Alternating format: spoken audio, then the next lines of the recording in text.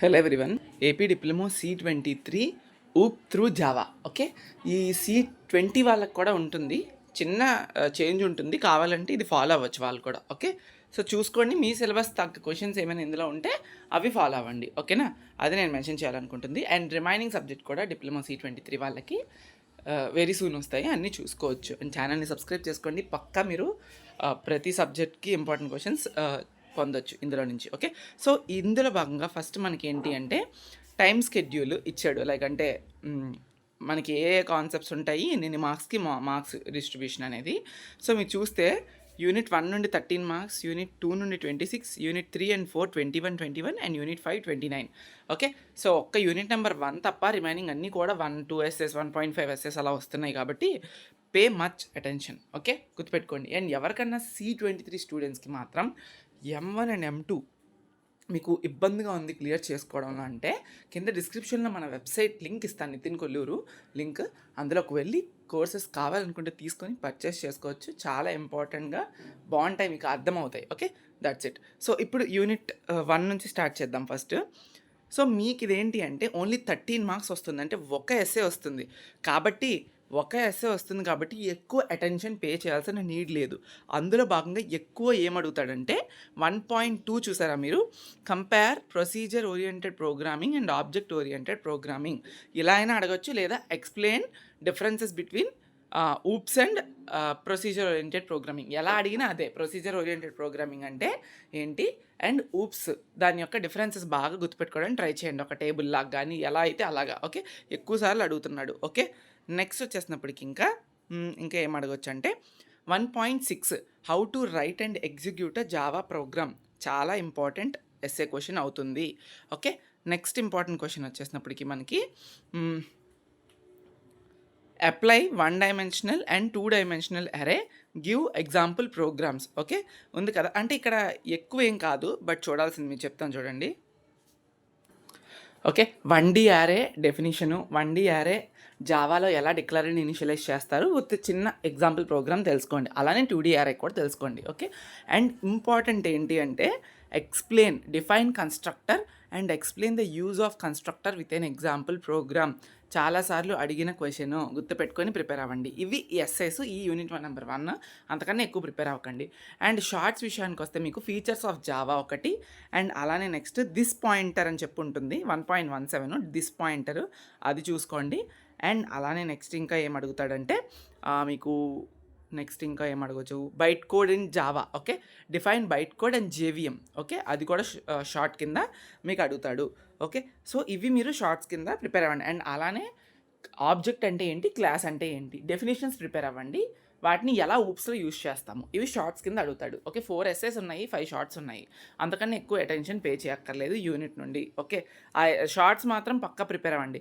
ఒకవేళ నేను మళ్ళీ చెప్తున్నాను 1D యారే 2D యారే మీకు అర్థం అవ్వట్లేదు అంటే దాన్ని స్కిప్ చేయండి. దాని బదులుగా ఎక్స్ప్లెయిన్ అబౌట్ స్ట్రింగ్ క్లాసెస్ అని చాలా ఇంపార్టెంట్, ఇది కూడా. ఓకే, 1.19 ప్రిపేర్ అవ్వండి. 1D యారే 2D యారే మీకు అర్థం అవ్వట్లేదు అనుకుంటే అప్పుడు స్ట్రింగ్ క్లాసెస్ కోసం ప్రిపేర్ అవ్వండి. ఓకే, దెన్ యూనిట్ నెంబర్ 2లో 26 మార్క్స్ మనకు వస్తున్నాయి, అంటే total 2 essays along with 2 shorts వస్తున్నాయి. సో ఇప్పుడు టోటల్గా 8 ఎస్సేస్లో 5 కదా రాయాలి. సో నేను ప్రతి లెసన్ ఇంపార్టెంట్ చెప్తాను. నేను చెప్పిన ఇంపార్టెన్స్ అయినా ప్రిపేర్ అయితే ఒకవేళ 8కి 8 రాకపోయినా అట్లీస్ట్ 4 to 5 క్వశ్చన్స్ వచ్చినా కూడా మీరు ఈజీగా ఎస్ఎస్ అన్ని అటెంప్ట్ చేయగలిగే వాళ్ళు అవుతారు. అందుకే ప్రతి ఒక్క ఇంపార్టెంట్ క్వశ్చన్ నేను చెప్పింది చదవండి అని మరీ చెప్తున్నాను. జావాలో ఎక్స్ప్లెయిన్ సో అండ్ సో అంటే ఎక్స్ప్లెనేషన్ ఇవ్వండి, నాట్ లైక్ ప్రోగ్రామ్ రాయాలని నీడ్ లేదు అక్కడ. But explain so and so with example programme అంటే అక్కడ మ్యాండేటరీగా ప్రోగ్రామ్ పడాలి. అర్థమవుతుందా? డిఫరెన్స్ తెలుసుకోండి క్వశ్చన్లో. ఫర్ సపోజ్ ఎక్స్ప్లెయిన్ పాలిమార్ఫిజం అని అన్నాడు అనుకోండి. పాలిమార్ఫిజం అంటే ఏంటి, అవి ఎన్ని టైప్స్ ఉంటాయి, అవి ఎలా, అంతే. ఓకే, రాస్తే ఎగ్జాంపుల్ ప్రోగ్రామ్ వెరీ వెల్, చాలా మంచిది. రాయకపోయినా ప్రాబ్లం లేదు. బట్ ఒకవేళ explain polymorphism with an example programme అంటే పక్క ప్రోగ్రామ్ పడాలి. అప్పుడే మార్క్స్, దానికంటూ సపరేట్ మార్క్స్ ఉంటాయి, అప్పుడు దానికి పడతాయి. ఒకవేళ explain polymorphism with example programme అని అడిగితే ప్రోగ్రామ్కి 5 మార్క్స్, ఎక్స్ప్లెనేషన్కి 5 మార్క్స్ ఇస్తాడు. అలా కాకుండా ఎక్స్ప్లెయిన్ పాలిమార్ఫిజం అని 5 మార్క్స్కి అడిగితే 5 మార్క్స్ రాయండి, ప్రోగ్రామ్ నీడ్ లేదు అక్కడ. ఓకే, రాస్తే చాలా మంచిది కూడా. నేను మళ్ళీ చెప్తున్నాను, మార్క్స్ యాడ్ అవ్వడానికి కూడా ఛాన్సెస్ ఉంటాయి ప్రోగ్రామ్ రాస్తే. ఓకే, అది గుర్తుపెట్టుకోండి. ఇప్పుడు inheritance, over riding, interfaces and packages చాలా ఇంపార్టెంట్. 2 ఎస్ఎస్ వస్తాయి. అందులో భాగంగా మీరేం చేయాలంటే here explain illustrate how to implement multi level inheritance with an example programme. Multi level inheritance చాలా ఇంపార్టెంట్, అది గుర్తుపెట్టుకొని మీరు ప్రిపేర్ అవ్వండి. Okay, second unit. అండ్ చాలా ఈజీ, పెద్ద ఏం లేదు ఇందులో. ఎక్స్ప్లెయిన్ 2.7 ఇవన్నీ ప్రోగ్రామ్స్తో మీరు ప్రిపేర్ అవ్వాలి. మల్టీ లెవెల్ ఇన్హెరిటెన్స్ ఒకటి with program, and 2.7 explain how to implement interfaces with sample program అని ఉంది, చాలా ఇంపార్టెంట్. ఇంటర్ఫేస్ డెఫినేషన్ కూడా తెలుసుకోండి, షార్ట్లో అడుగుతాడు అది. ఓకే, విత్ శాంపిల్ ప్రోగ్రామ్ అదొకటి ఉంది. అండ్ ఇంకొక క్వశ్చన్ చెప్తాను, అది కూడా చదువుకోండి. ఓకే, ఏంటంటే అది explain the mechanism of importing packages అలా అని అడగొచ్చు, లేదా explain how to import a package in Java అని అడగొచ్చు. సో ఇంపోర్టింగ్ ప్యాకేజెస్ ఎక్స్ప్లెనేషన్ తెలుసుకోండి, multi level inheritance with example program తెలుసుకోండి, and interface with an example program తెలుసుకోండి. ఇవి ఎస్సేస్ మీకు యూజ్ అవుతాయి. ఓకే, దెన్ షార్ట్స్ విషయాల్లోకి వస్తే ఇంటర్ఫేస్ అంటే ఏంటి, ప్యాకేజ్ అంటే ఏంటి, అండ్ ఓవర్ రైడ్. ఓకే, ఒక నిమిషం, ఇక్కడ ఉంది ఇంకొకటి సూపర్ చెప్పని ఉంటుంది చూడండి, ఇక్కడ సూపర్ కీవర్డ్ అంటే ఏంటి, అండ్ అలానే ఇన్హెరిటెన్స్ అంటే ఏంటి, ఇవి డెఫినేషన్స్ తెలుసుకోండి. Package, interface, inheritance, super keyword, 4 definitions తెలుసుకోండి. ఎలా అడిగినా అవే రాసొచ్చు రండి. ఓకే, జావా పాస్ అవడం కష్టపడుతున్నారు చాలామంది, బ్యాక్లాగ్స్ ఉంటున్నాయి, అందుకని నేను క్లియర్గా చెప్తున్నాను. మళ్ళీ వీడియోని కంప్లీట్గా చూస్తే ఏది చదవాలి ఏది చదవకూడదు తెలుస్తుంది. స్కిప్ చేసినా ఫార్వర్డ్ పెట్టినా ఎవరేం చేయలేం. థర్డ్ యూనిట్, ఇందులో 21 మార్క్స్, 1.5 ఎస్ఏ వస్తుంది మనకి, 2 షార్ట్స్ వస్తాయి అనుకుంటున్నా, అంతే కదా. Just a minute, I will see once. Yeah, అంతే, 1.5 ఎస్ఏ వస్తుంది. సో ఇందులో ఐఓ స్ట్రీమ్స్ అండ్ కలెక్షన్స్లోని మీకు see here list collection classes and explain the following with examples అని చెప్పుంది కదా. ఇలా మీకు అన్నీ అడగడు, explain linked list okay with some examples అని చెప్పి అడగొచ్చు. కాబట్టి అలా ప్రిపేర్ అవ్వండి. ఎలా ప్రిపేర్ అవుతారంటే లిస్ట్ కలెక్షన్ క్లాసెస్ అన్ని డైరెక్ట్గా మీకు అడగపోవచ్చు. ఓకే, లింక్డ్ లిస్ట్ అడగొచ్చు, అలా అడగొచ్చు. కాబట్టి ఇంపార్టెంట్ చెప్తాను. సో ఇందులో మీరు list collection classes and explain the following with ఎగ్జాంపుల్స్లో మీరు ఏం ప్రిపేర్ అవుతారంటే లింక్డ్ లిస్ట్ ప్రిపేర్ అవ్వండి అండ్ అరే లిస్ట్ ప్రిపేర్ అవ్వండి. ఓకే, ఈ 2 ప్రిపేర్ అవ్వండి. అండ్ దెన్ పైన ఇక్కడ చూస్తే మీరు explain how to read and right data through console input and output streams ఈజీగా ఇవ్వాలనుకున్నప్పుడు ఇది ఇస్తాడు. 3.2 ప్రిపేర్ అవ్వండి, 3.2 బాగా ప్రిపేర్ అవ్వండి. అండ్ అలానే ఇంకొకటి ఏంటి అంటే 3.3 కూడా బాగా ప్రిపేర్ అవ్వండి. ఓకే, మీరు 3.6 3.7 కొంచెం బెనిఫిట్ ఆఫ్ డౌట్లో తీసుకోవాలి. ఎందుకంటే అరే లిస్ట్ చదివారు, లింక్డ్ లిస్ట్ హ్యాష్ షర్ట్ చదవలేదు అనుకున్నాం, హ్యాష్ షర్ట్ ఇస్తే మీరు ప్రిపేర్ అవ్వలేరు. అలానే పైన కూడా list collection interfaces and explain the following with ఎగ్జాంపుల్స్లో లిస్ట్ సెట్ చదివారు, క్యూ చదవలేదు. అప్పుడు మీరు లిస్ట్ సెట్ ఇవ్వకుండా క్యూ ఇస్తే పోతుంది. అందుకే మీరు మెయిన్ ప్రయారిటీగా 3.2 3.3 చదువుకొని ఈ లిస్ట్ కలెక్షన్ ఇంటర్ఫేసెస్లో లిస్ట్ సెట్ చదువుకోండి అండ్ లిస్ట్ కలెక్షన్ క్లాసెస్లో లింక్డ్ లిస్ట్ చదువుకోండి. ఇట్స్ లైక్ అన్ ఆప్షనల్ లాగా, బట్ 3.2 3.3 పక్కా చదవాలి, అది మాత్రం గుర్తుపెట్టుకోండి. ఓకే, అండ్ షార్ట్స్ విషయానికి వస్తే 2 షార్ట్స్ వస్తాయి. Different types of IO streams ఏంటి అనేది తెలుసుకోండి 3.1. అండ్ అలానే కలెక్షన్ ఫ్రేమ్వర్క్ అంటే ఏంటి, హైరార్కీ ఏంటి, జస్ట్ ఏమైనా డైగ్రామ్ ఉంటే కలెక్షన్ ఫ్రేమ్వర్క్ హైరార్కీది, హైరార్కీ డైగ్రామ్ అంటే డైగ్రామ్ కాదు, ఎలా ఉంటుంది అని ఫ్లో, అది తెలుసుకోవడానికి ట్రై చేయండి. ఇవి 2 shorts. Then exception handling and multi threading చాలా చాలా ఇంపార్టెంట్ కాన్సెప్ట్, అది నేను చెప్తాను చూడండి. ఇప్పుడు ఏం ప్రిపేర్ అవ్వాలనేది నేను ఇక్కడ ఉంటుంది, ఇది చూడండి.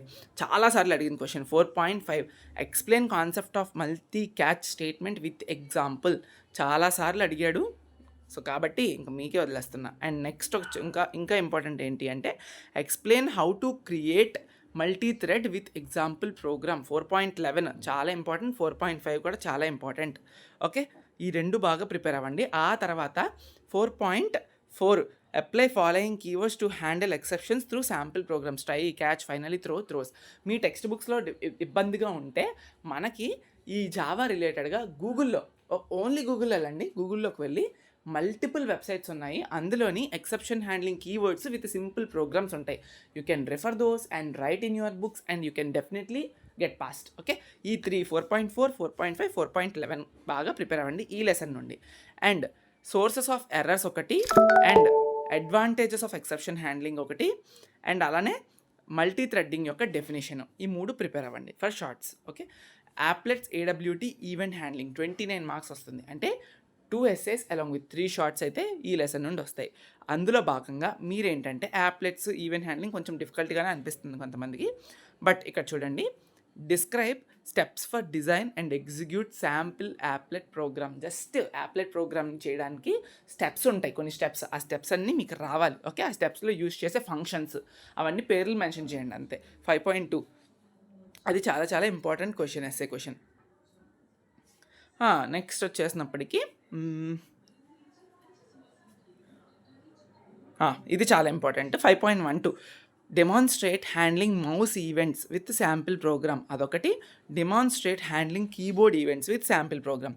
ఇప్పుడు చెప్పిన 2 mouse events, keyboard events programs ఉంటాయి, పక్క ప్రోగ్రామ్స్, పెద్ద ప్రోగ్రామ్సే ఉంటాయి. ప్రిపేర్ అవ్వాలి.